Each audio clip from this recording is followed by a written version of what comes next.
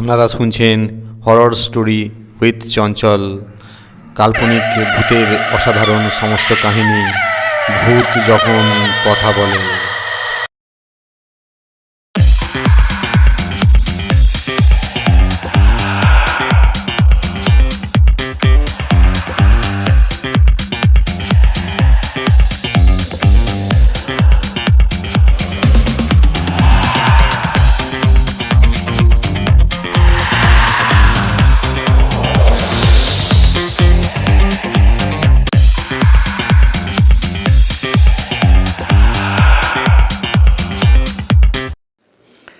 নমস্কার বন্ধুরা, আজকে আবার হাজির হলাম একটা নতুন গল্প নিয়ে।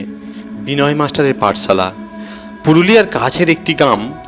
পাহাড়, গাছপালা, পাথুরে মাটির দেশ বললেও ভুল বলা হবে না এই অঞ্চলকে। শীতকালে খুব শীত পড়ে, গরমের দিনে আবার এখানে লু বয়। তাই দুপুরে স্কুল বন্ধ থাকে, সকালে ছেলে মেয়েরা স্কুলে পড়তে যায়। ঋতুর আবার শীতকালের চেয়ে গরমের সময় বেশি পছন্দ। শীতকালে লেপের তলা থেকে সকাল সকাল বেরোতে তার ভীষণ কষ্ট হয়, তবে এই সময়ে যে খেজুর রস পাওয়া যায় তা খেতে তার খুব ভালো লাগে। ভোরে খেজুর রস শীতে কোল্ড ড্রিঙ্কসের মতো ঠান্ডা হয়ে যায়। গরমের সময়টা বেশ ভালো, আম, জাম, লিচু, জামরুল পাওয়া যায়। এসব কথা ভাবতে ভাবতে সকালে হেঁটে যাচ্ছিল স্কুলে ঋতু একা। পাহাড় থেকে নেমে এসেছে ঝর্ণার স্রোত, কাঁচের মতো স্বচ্ছ জল, রঙিন মাছ জলে ঘুরে বেড়াচ্ছে এখানে সেখানে। এরপরেই সেই বিশাল বট গাছ। গাছ তো নয়, যেন বুড়ো দাদু। গাছের ঝুড়িগুলো বুড়ো দাদুর মতো ঝুলে আছে।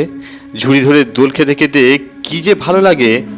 আরও কয়েক পা এগিয়ে গেল সে। তারপর শ্মশান। মাটির কলসি, পোড়া কাঠ এদিক সেদিক ছড়িয়ে আছে।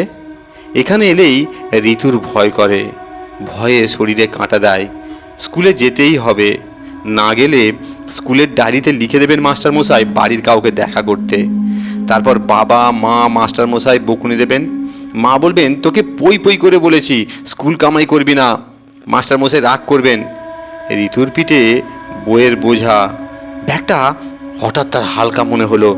পিঠ থেকে ব্যাগটা ঠেলে সামনে এনে দেখলো তার ছড়ার বইটা ব্যাগে নেই। গেল কোথায়? বই তো তার পা নেই যে হাঁটতে হাঁটতে পালিয়ে গেল। ঋতু তাকিয়ে দেখলো শ্মশানের কাছে শিরীষ গাছের উপর দুটো কাক বসে আছে। তার ছড়ার বইটা হাওয়ায় উঠতে উঠতে গাছের পাতার ফাঁকে অদৃশ্য হয়ে গেল। সে অবাক হয়ে গেল এই দৃশ্য দেখে। ঝোড়ো হাওয়া বইছে না, অথচ ঘুড়ির মতো উঠতে উঠতে বইটা ব্যাগ থেকে পালিয়ে গেল। বইটা কি পাখি হয়ে গেল? ঋতুর চিন্তা বেড়ে গেল। একথা স্কুলে গিয়ে বললে মাস্টারমশাই তো বিশ্বাস করবেনই না। তার কানে ভেসে এলো কি যেন গাছের পাতার ফাঁক থেকে নাকি সুরে বলছে, ভুলে পড়া পাবি ফিরে, শোনো কথা ঋতু, কাঁদছো কেন বোকা মেয়ে, সত্যি তুমি ভীতু। ঋতু তার চোখ দুটোকে হাত দিয়ে রগড়ে নিয়ে ভালো করে দেখার চেষ্টা করলো। কাক দুটো চুপ করে বসে আছে। কাক কা কা শব্দ করে। মানুষের মতো কথা তো বলতে পারে না, তাহলে? এরূপ নানা প্রশ্ন মনে ভিড় করতে লাগলো। সে সাহস করে বলল, আমাকে ভীতু বলছে কেন? আমি মোটেই ভয় পাচ্ছি না। আমি আরশোলা আর ভূত ছাড়া অন্য কাউকে ভয় করি না। আরশোলাগুলো খুব পাজি, যখন তখন গায়ের কাছে চলে আসে। ওদের মাথার উপর দুটো গোল গোল চোখ আছে, সুর নেড়ে চোখ দেখিয়ে ওরা ভয় দেখায়। একদিন ধারা পাত্তা ছিঁড়ে দিলাম ওদের দিকে। একটা আরশোলা উড়ে এসে আমার মাথার উপর বসলো। চেটে যদি দেয় একবার, তাহলে সেখানে ফুলকো লুচির মতো নাকি ফুলে যাবে বলছিল বন্ধু মনোমিতা। আর ভূত, ওরে বাস! সন্ধ্যা হলে ওরা আরশোলার মতো কিলবিল করে বেরিয়ে পড়ে। মার সাথে একদিন সিনেমা দেখতে গিয়েছিলাম। সিনেমায় কালো ভূত, ফর্সা ভূত, রোগা ভূত, মোটা ভূত, কত রকম ভূত দেখলাম। কোনোটার হাত নেই, কোনোটার পা নেই বা মাথা নেই, হাড়ের সব কঙ্কাল। কি বিভৎস দেখতে ওরা। গাছের পাতার ফাঁক থেকে হাসির শব্দ শোনা গেল। কিছু সময় নিশ্চুপ। তারপর ভাঙা হাঁড়ির মতো খনখনে গলায় বলল, আবার বলতে লাগলো, পাতার ফাঁক থেকে যেন কেউ দিনের আলোয় লুকিয়ে থাকে, যায় না তাই দেখা। ভয় পাবে তুমি, নেই কাছে কেউ, এখন যে তুমি একা। ঋতুর মনটা ভালো নেই। তার ছড়ার বই হারিয়ে যাওয়ার জন্য ভাগ্যিস মাস্টারমশাই ঘটনাটা জানতে পারেননি। জানলে বলতেন ইচ্ছে করে হারিয়ে দিয়ে এসে পড়াশোনায় মন নেই তাই। কিন্তু বাবা যদি জানতে পারে তাহলে কী যে হবে। দাওয়ায় মাদুর পেতে পড়তে বসেছে ঋতু। কিছুটা দূরে বসে তার ঠাকুরমা নামের ঝোলা হাতে নিয়ে তার মধ্যে হাত রেখে নাম জপ করছিলেন। তিনি নাম জপ করা হয়ে গেলে বললেন, ঋতু, কার সাথে কথা বলছিস? ঋতু তার বইয়ের ব্যাগ থেকে পুতুল বের করে বলল, পুতুলের সাথে কথা বলছি ঠাকুমা। ঠাকুরমা বললেন, পড়া ছেলে, পুতুল দিয়ে খেলছিস, তোর বাবা এসে দেখলে কিন্তু রেগে যাবে। জোরে জোরে মন দিয়ে পড়। ঋতু বলল, ঠাকুরমা, ভয় করছে, পুতুলটা আমার কাছে ছিল, নিজের থেকে দূরে সরে গেল। ঠাকুরমা বললেন, আবার নিচে কথা বলছিস? পুতুল কি চলাফেরা করতে পারে যে হাঁটতে হাঁটতে দূরে সরে গেল?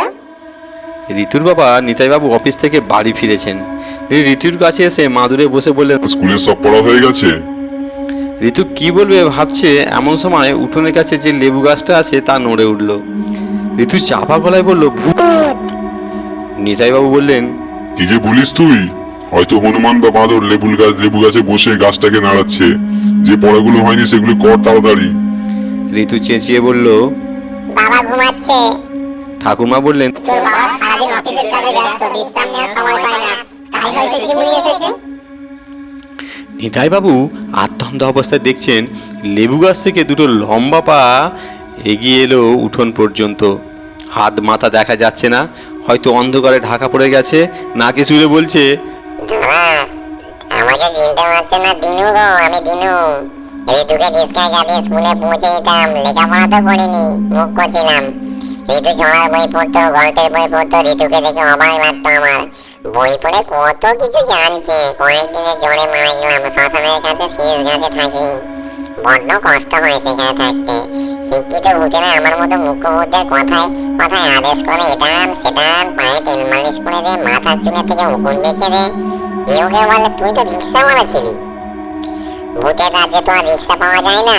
আমি তোর কাঁধে চেপে বসছি, তুই রিক্সা হয়ে আমাকে নিয়ে চল যেখানে যেতে বলবো। মুখ্য আমি, তাই ওদের কথার প্রতিবাদ করতে সাহস পাই না। ভূতের রাজ্যের পরিবেশটা বদলে গেল বিনয় মাস্টার আসার পরে। বিনয় মাস্টার? প্রশ্ন করলেন নিতাইবাবু। হ্যাঁ গো হ্যাঁ, বিনয় মাস্টার সর্বশিক্ষা স্কুলে পড়াতেন। বয়স হয়েছিল, হার্ট অ্যাটাকে মারা গেলেন। মুখ্য ভূতদের নিয়ে রাতে বট গাছের মাথায় বসে স্কুলের মধ্যে পড়ান। এখন আমি অনেক কিছু শিখে ফেলেছি। নিজের নাম সই করতে পারি, বই পড়তে পারি, ছড়া মুখে মুখে বানিয়ে দিতে বলে দিতে পারি।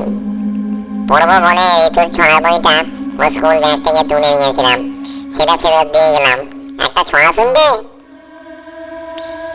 Ding dong ding dong ding dong ding, হিং টিং বম ফট, এই গেছে সেই গেছে রে লাভ এই ঝটপট। নিতাইবাবু বললেন, দারুণ ছড়া পড়লে তো। আমি তোমাকে খুব ভয় করি, আমাকে যেন ভয় দেখাস না। দিনু বলল, অনেকদিন গরম লাল চা খাইনি, ঘাড় মটকা বলবাত। বিদায় বাবু। নিতাইবাবু ভয়ে থতমত খেয়ে বললেন, কি বলছিস দিনু? তোকে আমরা কত ভালোবাসতাম। দিনু বলল, তোমাকে ভয় দেখানোর কথা বলছি না, বিনয় মাস্টারের পাঠশালায় পড়াশোনা করে জেনেছি যে কি মানুষ কি চালাক। যেমন নিজেরা অন্যায় করে ভূতের ঘাড়ে চাপিয়ে দিয়ে বলে ভুতুড়ে কাণ্ড, ওদের ঘাড় মটকাবো। আগে মুখ্য ছিলাম, কিছু বুঝতাম না, এখন পড়াশোনা করে সব জানতে পেরেছি। নিতাইবাবুর তন্দা কাটল ঋতুর চিৎকারে। বাবা স্কুলে যাবার সময় ছড়ার বইটা হারিয়ে গেছিল, কে আবার বইয়ের ব্যাগে রেখে গেছে দেখছি। নিতাইবাবু লেবু গাছের দিকে তাকিয়ে দেখলেন গাছের ডাল তখনও নড়ছে। ধন্যবাদ এরকম মজার মজার গল্প শুনতে। আপনারা আমার চ্যানেলটি সাবস্ক্রাইব করুন, আমার পাশে থাকুন, আর আপনারা সুস্থ থাকুন, ভালো থাকুন। অসংখ্য ধন্যবাদ আপনাদের।